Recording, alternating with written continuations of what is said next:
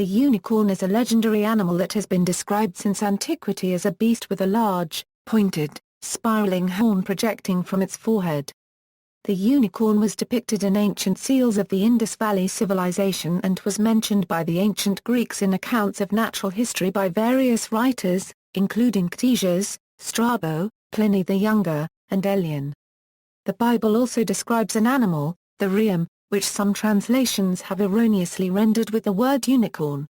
In European folklore, the unicorn is often depicted as a white horse-like or goat-like animal with a long horn and cloven hooves.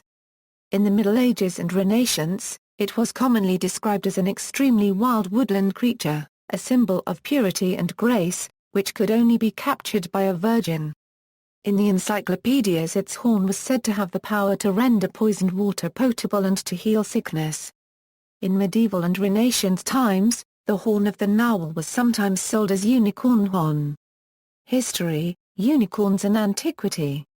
Unicorns are not found in Greek mythology, but rather in accounts of natural history, for Greek writers of natural history were convinced of the reality of the unicorn, which they located in India, a distant and fabulous realm for them. The earliest description is from Ctesias who, in his book Indica, described them as wild asses, fleet of foot, having a horn a cubit and a half in length, and colored white, red and black. Aristotle must be following Ctesias when he mentions two one-horned animals, the oryx and the so-called Indian ass. Strabo says that in the Caucasus there were one-horned horses with stag-like heads. Pliny the Elder mentions the oryx and an Indian ox as one-horned beasts, as well as a very fierce animal called the rhinoceros which has the head of the stag, the feet of the elephant, and the tail of the boar, while the rest of the body is like that of the horse. It makes a deep blowing noise, and has a single black horn, which projects from the middle of its forehead, 2 cubits in length. On the Nature of Animals, Aelian, quoting Ctesias, adds that India produces also a one-horned horse, and says that the rhinoceros was sometimes called Cartazanos, which may be a form of the Arabic Carcadan, meaning rhinoceros. Cosmas Indicopoulos, a merchant of Alexandria who lived in the 6th century, made a voyage to India and subsequently wrote works on cosmography. He gives a description of a unicorn based on 4 brass figures in the palace of the king of Ethiopia. He states, from report, that it is impossible to take this ferocious beast alive, and that all its strength lies in its horn. When it finds itself pursued and in danger of capture, it throws itself from a precipice, and turns so aptly in falling, that it receives all the shock upon the horn, and so escapes safe and sound. A one-horned animal is found on some seals from the Indus Valley Civilization. Seals with such a design are thought to be a mark of high social rank. Middle Ages and Renaissance. Medieval knowledge of the fabulous beast stemmed from biblical and ancient sources, and the creature was variously represented as a kind of wild ass, goat, or horse. The predecessor of the medieval bestiary, compiled in late antiquity and known as physiologus, popularized an elaborate allegory in which a unicorn, trapped by a maiden, stood for the incarnation. As soon as the unicorn sees her, it lays its head on her lap and falls asleep. This became a basic emblematic tag that underlies medieval notions of the unicorn, justifying its appearance in every form of religious art. Interpretations of the unicorn myth focus on the medieval lore of beguiled lovers, whereas some religious writers interpret the unicorn and its death as the Passion of Christ. The myths refer to a beast with one horn that can only be tamed by a virgin. Subsequently, some writers translated this into an allegory for Christ's relationship with the Virgin Mary. The unicorn also figured in courtly terms, for some 13th-century French authors such as Thibaut of Champagne and Richard de Fourneville. The lover is attracted to his lady as the unicorn is to the virgin. With the rise of humanism, the unicorn also acquired more orthodox secular meanings, emblematic of chaste love and faithful marriage. It plays this role in Petrarch's Triumph of Chastity, and on the reverse of Piero della Francesca's portrait of Battista Strozzi, paired with that of her husband Federico da Montefeltro, Bianca's triumphal car is drawn by a pair of unicorns. The throne chair of Denmark is made of unicorn horns, almost certainly narwhal tusks. The same material was used for ceremonial cups because the unicorn's horn continued to be believed to neutralize poison, following classical authors. The unicorn, tameable only by a virgin woman, was well established in medieval lore by the time Marco Polo described them as scarcely smaller than elephants. They have the hair of a buffalo and feet like an elephant's. They have a single large black horn in the middle of the forehead. They have a head like a wild boar's. They spend their time by preference wallowing in mud and slime. They are very ugly brutes to look at. They are not at all such as we describe them when we relate that they let themselves be captured by virgins, but clean contrary to our notions. It is clear that Marco Polo was describing a rhinoceros. In German, since the 16th century, einhorn has become a descriptor of the various species of rhinoceros. Alicorn. The horn itself and the substance it was made of was called alicorn, and it was believed that the horn holds magical and medicinal properties. The Danish physician Ole Worm determined in 1638 that the alleged alicorns were the tusks of narwhals. Such beliefs were examined wittily and at length in 1646 by Sir Thomas Browne in his Pseudodoxia Epidemica. False alicorn powder, made from the tusks of narwhals or horns of various animals, has been sold in Europe for medicinal purposes as late as 1741.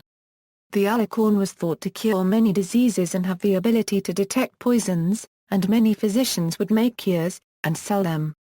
Cups were made from alicorn for kings and given as a gift. These were usually made of ivory or walrus ivory. Entire horns were very precious in the Middle Ages and were often really the tusks of narwhals. The hunt of the unicorn.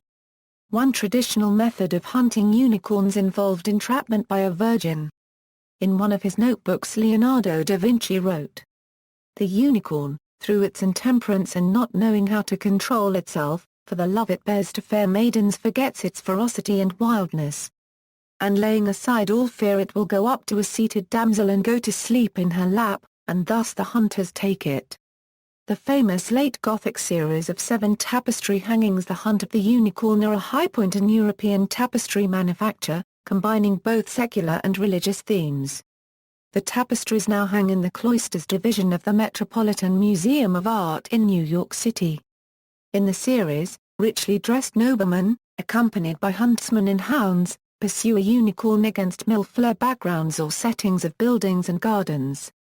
They bring the animal to bay with the help of a maiden who traps it with her charms, appear to kill it, and bring it back to a castle. In the last and most famous panel, The Unicorn in Captivity, the unicorn is shown alive again and happy, chained to a pomegranate tree surrounded by a fence, in a field of flowers. Scholars conjecture that the red stains on its flanks are not blood but rather the juice from pomegranates, which were a symbol of fertility. However, the true meaning of the mysterious resurrected unicorn in the last panel is unclear. The series was woven about 1500 in the Low Countries, probably Brussels or Liege, for an unknown patron. A set of 6 engravings on the same theme, treated rather differently, were engraved by the French artist Jean Duvet in the 1540s. Another famous set of 6 tapestries of Dame Alicorn in the Musée copyright E. de Corny, Paris, were also woven in the southern Netherlands before 1500, and show the 5 senses and finally love, with unicorns featured in each piece. Facsimiles of these unicorn tapestries are currently being woven for permanent display in Stirling Castle, Scotland, to take the place of a set recorded in the castle in a 16th-century inventory.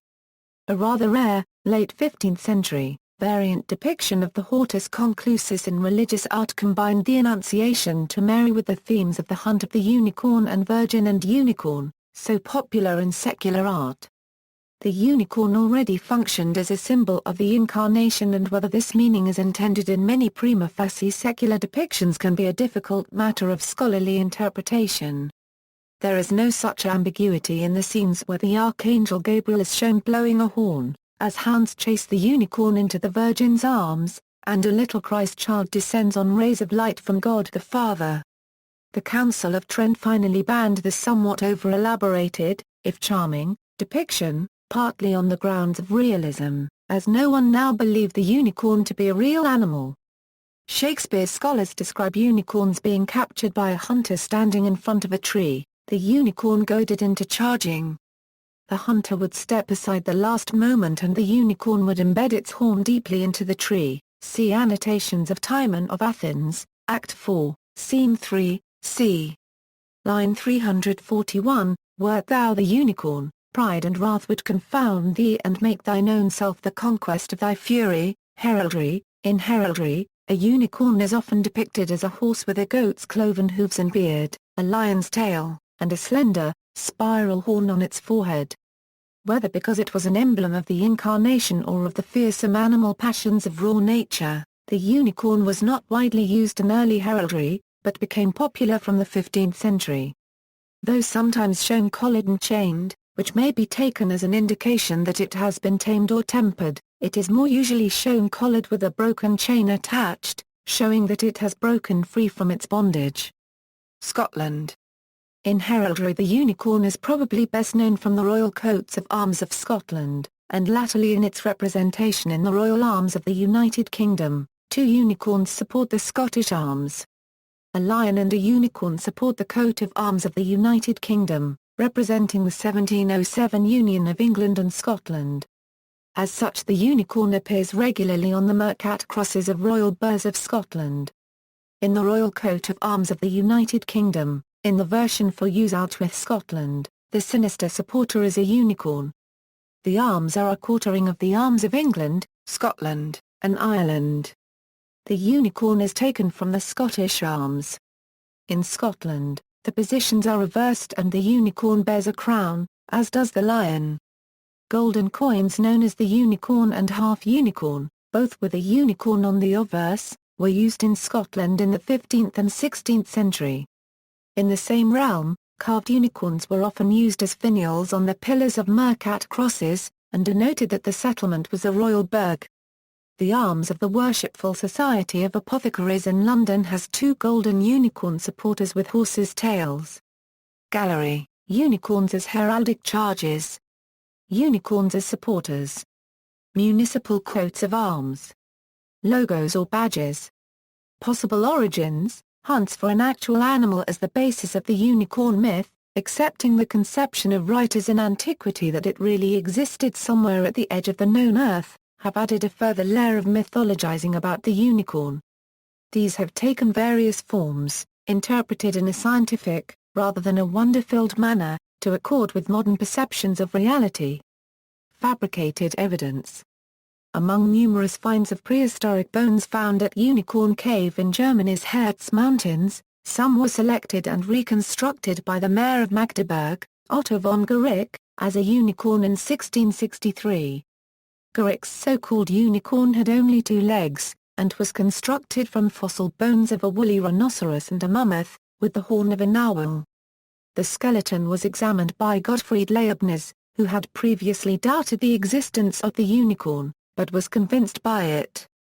Baron Georges Cuvier maintained that, as the unicorn was cloven-hoofed, it must therefore have a cloven skull.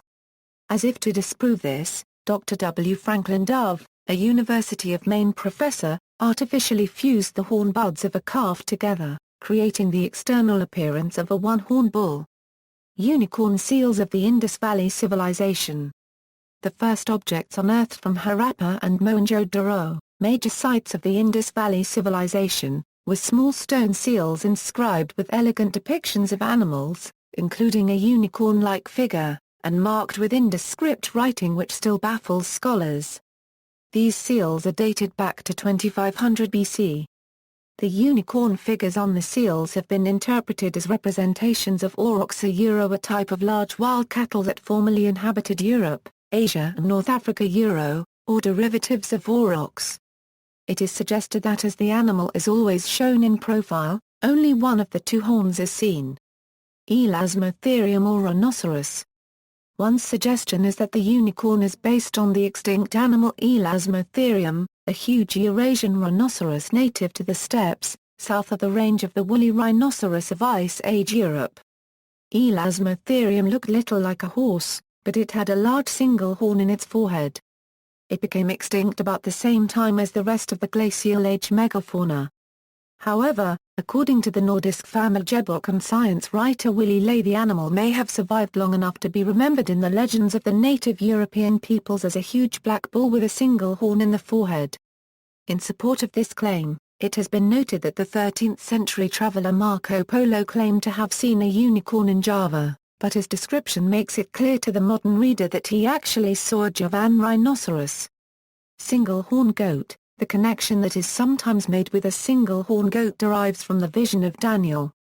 And as I was considering, behold, a he-goat came from the west over the face of the whole earth, and touched not the ground, and the goat had a notable horn between his eyes. Antiquities researcher Timothy Zell also produced artificial unicorns dubbed the living unicorn, remodeling the horn buds of goat kids in such a way that their horns grew together into a single one. Zell theorized that this process might have been used in the past to create court curiosities and natural herd leaders, because the goat was able to use this long straight horn effectively as a weapon and a tool. Medieval art often depicts unicorns as small, with cloven hooves and beards, sometimes resembling goats more than horses with horns. This process is possible only with animals that naturally have horns. For a time, a few of these unicorns traveled with the Ringling Brothers circus. The Narwhal. The unicorn horns often found in cabinets of curiosities and other contexts in medieval and Renaissance Europe, were very often examples of the distinctive straight spiral single tusk of the narwhal, an Arctic cetacean, as Danish zoologist Ole Worm established in 1638. They were brought south as a very valuable trade, and sold as horns from the legendary unicorn. Being of ivory, they passed the various tests intended to spot fake unicorn horns. As these horns were considered to have magic powers, Vikings and other northern traders were able to sell them for many times their weight in gold. Elizabeth I of England kept a unicorn horn in her cabinet of curiosities, brought back by Arctic explorer Martin Frobisher on his return from Labrador in 1577. The usual depiction of the spiral unicorn horn in art derives from these. The truth of the tusk's origin developed gradually during the Age of Exploration, as explorers and naturalists began to visit regions themselves. In 1555, Alos Magnus published a drawing of a fish-like creature with a horn on its forehead. The oryx. The oryx is an antelope with two long, thin horns projecting from its forehead. Some have suggested that seen from the side and from a distance, the oryx looks something like a horse with a single horn. Conceivably, travelers in Arabia could have derived the tail of the unicorn from these animals. However, classical authors seem to distinguish clearly between oryxes and unicorns. The Peregrinatio Interam Sanctum, published in 1486, was the first printed illustrated travel book, describing a pilgrimage to Jerusalem, and thence to Egypt by way of Mount Sinai. It featured many large woodcuts by Arad Ruich, who went on the trip, mostly detailed and accurate views of cities. The book also contained pictures of animals seen on the journey, including a crocodile, camel, and unicorn, presumably an oryx, which they could easily have seen on their route. The Eland. In southern Africa, the eland has somewhat mystical or spiritual connotations, perhaps at least partly because this very large antelope will defend itself against lions and is able to kill these fearsome predators. Eland are very frequently depicted in the rock art of the region, which implies that they were viewed as having a strong connection to the other world, and in several languages the word for eland and for dance is the same. Significant because shamans used dance as their means of drawing power from the other world. Eland fat was used when mixing the pigments for these pictographs, and in the preparation of many medicines. This special regard for the eland may well have been picked up by early travelers. There is a purported unicorn horn in the castle of the chief of the clan MacLeod in Scotland, which has been identified as that of an eland. Genetic disorders of horned or antlered animals. A new possibility for the inspiration of the unicorn came in 2008 with the discovery of a roe deer in Italy with a single antler. Single-antlered deer are not uncommon. However, the placement of the horn in the middle is very unusual. Fulvio Fraticelli, scientific director of Rome Zoo, has said generally, the horn is on one side rather than being at the center. This looks like a complex case. Fraticelli also acknowledges that the placement of the antler could have been the result of some type of trauma in the life of the deer. Antlers are not horns, although this distinction was not always made historically. Similar mythical animals, biblical. An animal called a unregistered trademark M is mentioned in several places in the Hebrew Bible, often as a metaphor representing strength. The allusions to the reem as a wild, untamable animal of great strength and agility, with mighty horn or horns, best fit the aurochs. This view is supported by the Assyrian remu, which is often used as a metaphor of strength, and is depicted as a powerful, fierce, wild mountain bull with large horns. This animal was often depicted in ancient Mesopotamian art in profile, with only one horn visible. The translators of the Authorized King James Version of the Bible followed the Greek Septuagint and the Latin Vulgate and erroneously employed unicorn to translate reem, providing a recognizable animal that was proverbial for its untamable nature. The American Standard Version translates this term wild ox in each case. God brought them out of Egypt. He hath as it were the strength of an unicorn. Numbers 23:22, God brought him forth out of Egypt. He hath as it were the strength of an unicorn.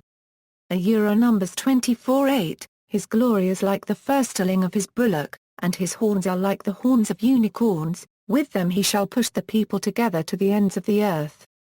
Deuteronomy 33:17, will the unicorn be willing to serve thee, or abide by thy crib? Canst thou bind the unicorn with his band in the furrow? Or will he harrow the valleys after thee? Wilt thou trust him, because his strength is great? Or wilt thou leave thy labor to him? Wilt thou believe him, that he will bring home thy seed, and gather it into thy barn? Job 39:9 12, save me from the lion's mouth. For thou hast heard me from the horns of unicorns. Psalms 22:21, he maketh them, the cedars of Lebanon also to skip like a calf. Lebanon and Syrian like a young unicorn. Psalms 29:6, but my horn shalt thou exalt like the horn of the unicorn, I shall be anointed with fresh oil. Psalms 92:10, and the unicorns shall come down with them, and the bullocks with their bulls. And their land shall be soaked with blood, and their dust made fat with fatness. Isaiah 34:7, however, the classical Jewish understanding of the Bible did not identify the reem animal as the unicorn. Instead, the chash animal was thought to be a kosher unicorn with a coat of many colors that only existed in biblical times. Klin, the klin, a creature in Chinese mythology, is sometimes called the Chinese unicorn, and some ancient accounts describe a single horn as its defining feature. However, it is more accurately described as a hybrid animal that looks less unicorn than chimera, with the body of a deer, the head of a lion, green scales and a long forwardly curved horn. The Japanese version more closely resembles the Western unicorn, even though it is based on the Chinese klin.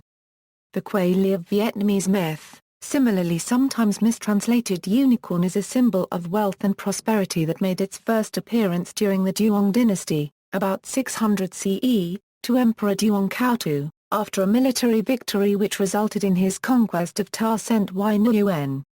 In November 2012, the History Institute of the DPRK Academy of Social Sciences, as well as the Korea News Service, reported that the Kiringal had been found, which is associated with a kirin ridden by King Dongmyong of Goguryeo. Beginning in the Ming dynasty, the klin became associated with giraffes, after Zheng He's voyage to East Africa brought a pair of the long-necked animals and introduced them at court in Nanjing as klin. The resemblance to the klin was noted in the giraffe's ossicones, graceful movements, and peaceful demeanor. See also, Al-Miraj, Angaite, Bicorn, Camor Huito, Indrik, Invisible Pink Unicorn, List of Unicorns, Medieval Bestiary, Monoceros, Okapi, Klin, Shajavar, Sinew, The Last Unicorn and its film adaptation, The Unicorn in the Garden, short story. White Horse, Winged Unicorn, List of Winged Unicorns. References. Sources, Beer, Ra 1/4 Digger Robert, Unicorn, Myth and Reality. Cavallo, Adolfo Salvatore. The Unicorn Tapestries. New York, Harry M. Abrams and the Metropolitan Museum of Art. ISBN 978-0-8109-3947-9. Encyclopaedia Britannica, 1911, Unicorn, Gottfredson, Lies, The Unicorn. Lavers, Chris. The Natural History of Unicorns. ISBN 978-1-84708-062-2, Shepherd, Odell. The Law of the Unicorn. Ray Text Online. ISBN 978-1-4375-0853-6, external links, American Museum of Natural History, Mythic Creatures, Unicorns, West and East, Pascal Gratz, De Monocerota Zur Rezeptions Geschichte des Einhorns, David Bake, The Medieval Bestiary, Unicorn.